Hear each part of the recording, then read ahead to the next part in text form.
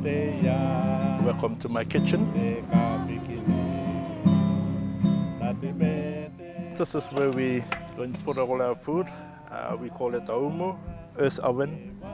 There's a different taste to the food when it's cooked underground. So whether you have pork or lamb chops or chicken, it really tenderizes the meat. As I grew up as a baby, my parents had always had aumu. Now today I'm still doing this for the family. What do I like best about it? The eating part. When it's cooked.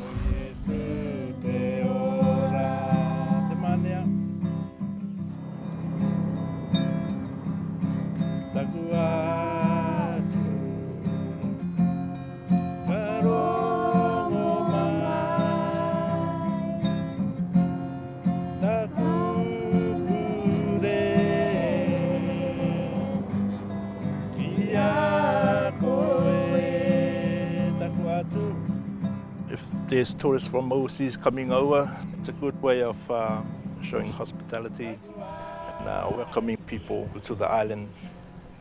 It's our tradition, our local way of living.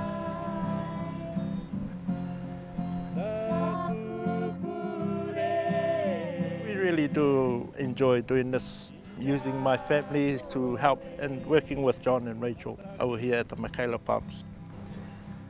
Arataki koe iaku, e te ngutupa te oramo.